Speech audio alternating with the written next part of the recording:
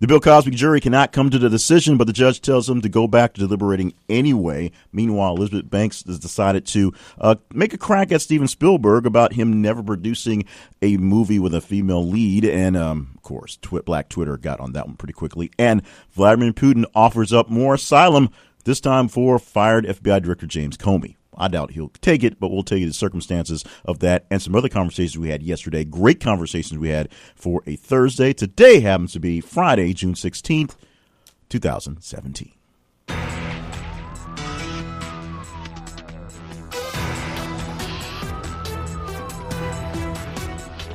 And welcome to the podcast. My name is Jay Cleveland Payne. I am your host for This is Conversation, the conversation we have here on the podcast and inside of social media, plus on our website, thisisconversation.com. Thank you so much for being a part of all the great conversations we have, putting in your input on what is important and what's not so important in the grand scheme of things. Some things we'll talk about.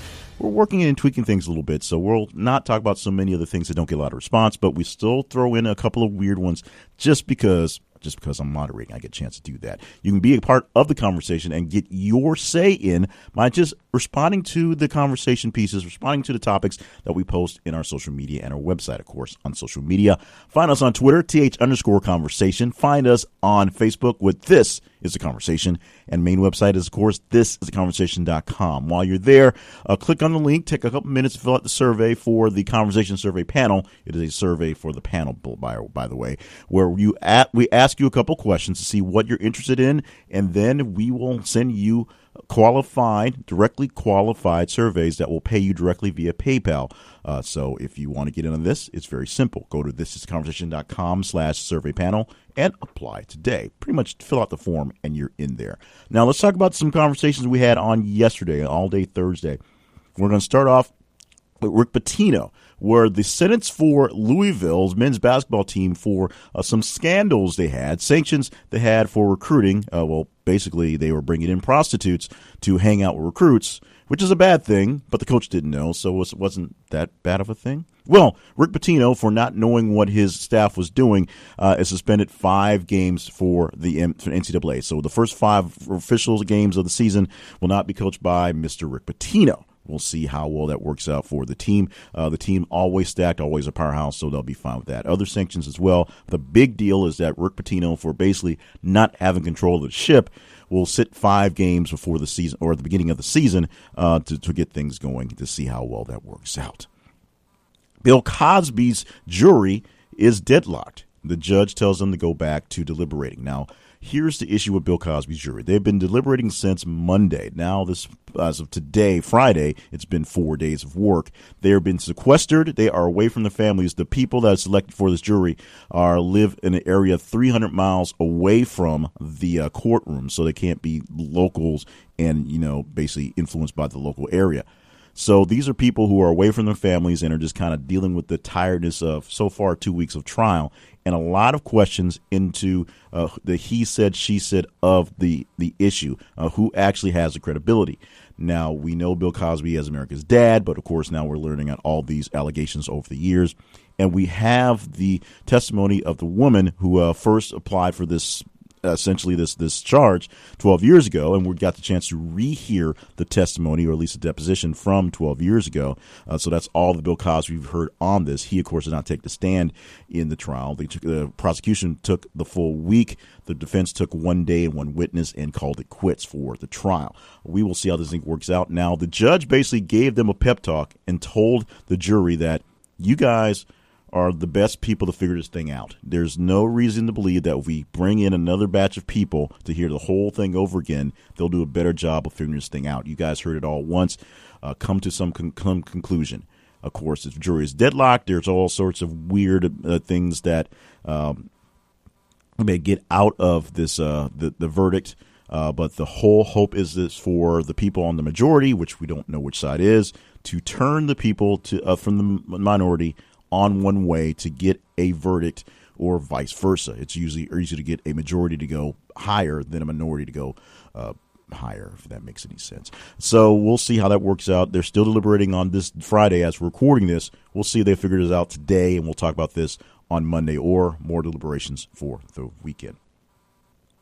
Elizabeth Banks tossed out some shade at Steven Spielberg, saying that he never produced a movie with a female lead. I guess that wasn't a flop. That wasn't a bad movie.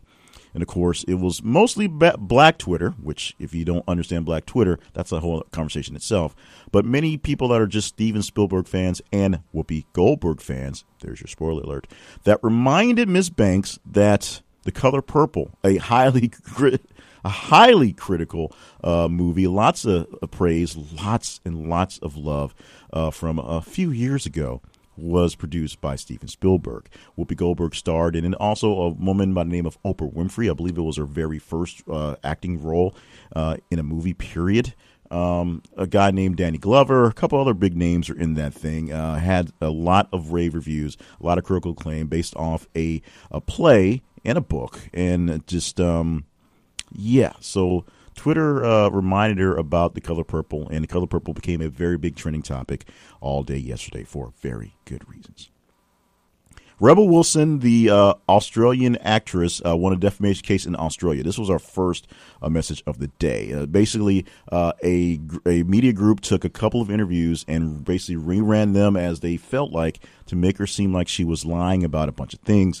She sued, she wins, she gets money, she gets apologies. All things are better. Maybe they'll stop posting those crazy fake news stories about how she's lost 800 pounds and looks amazing. That I think that's a different people you have to sue for that one. All right, so we talked about Qatar and the U.S. Qatar, however you want to pronounce it. But Qatar is the country that got basically blacklisted about all its neighbors a few weeks ago for some fake news that the Russians planted, and they got all their supplies cut off. The United States was in the middle of negotiating a deal for weapons, because that's what we do for those nations. We sell them weapons. And at the time, Donald Trump sort of did the, that's what you get for hanging out with terrorist thing while we were negotiating this thing. This thing turned out to be a $12 billion fighter jet deal for F-15. So Qatar will now be the home of a few more F-15 fighter jets made by us here in the United States. So we are, I guess, glad for the money. But in the same time, hopefully we'll get everything cleared out with the whole Qatar thing in general.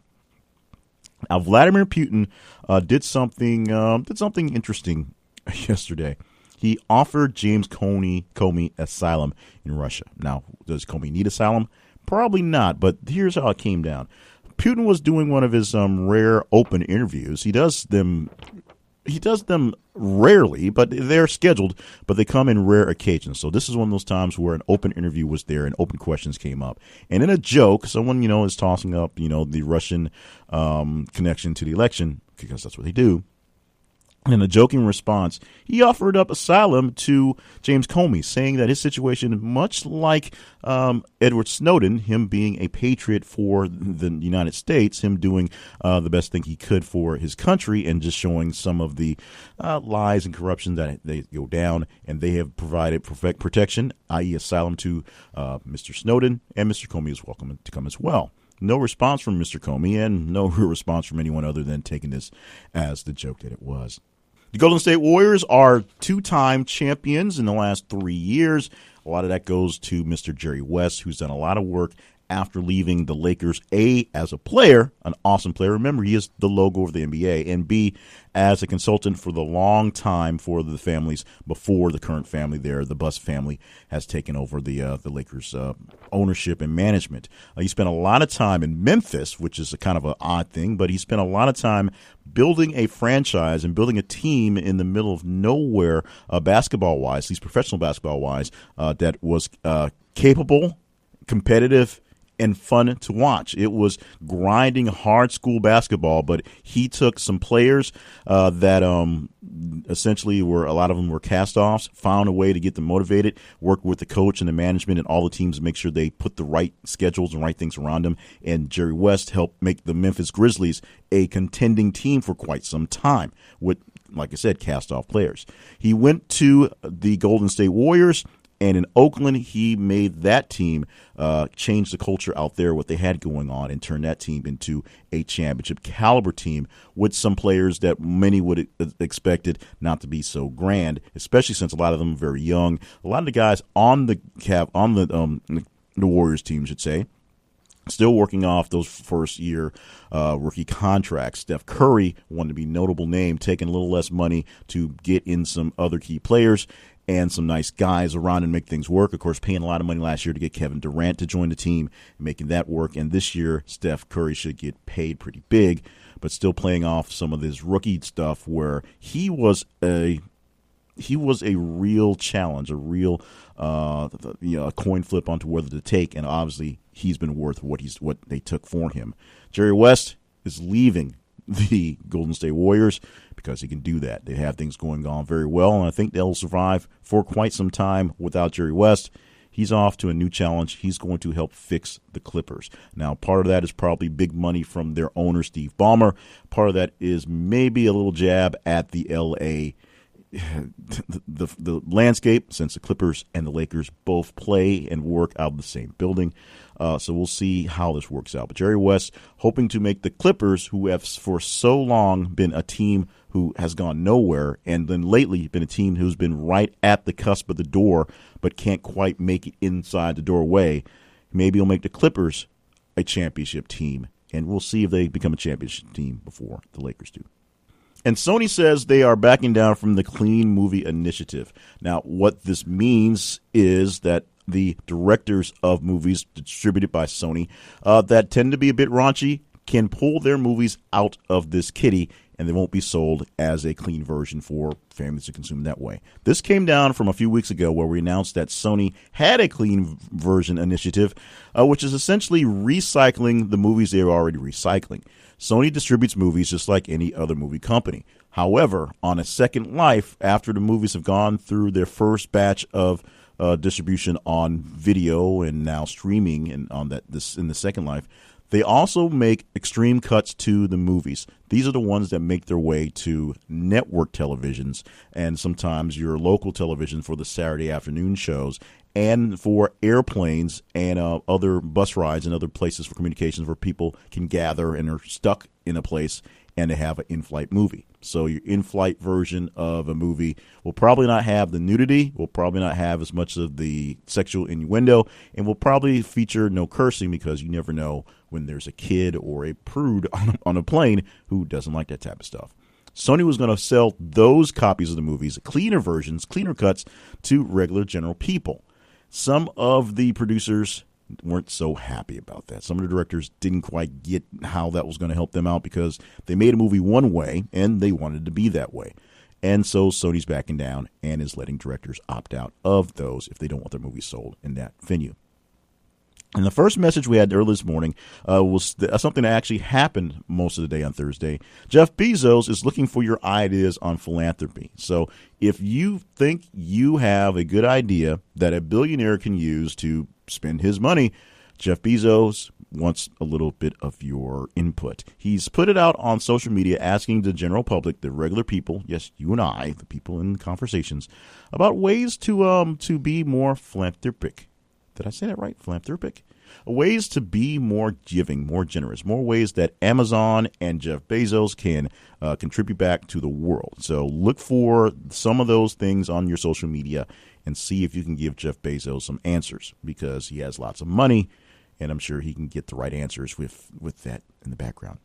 And those are the stories, the conversations we had for yesterday, and plenty of great conversations we'll have on today, this Friday, and, of course, Saturday and Sunday. We will recap all 3 days on Monday's Daily Recap podcast. Of course, we take the weekend off for the working part, the podcast part of the things. We still do the conversations and talk to you and chat with you on social media and the website.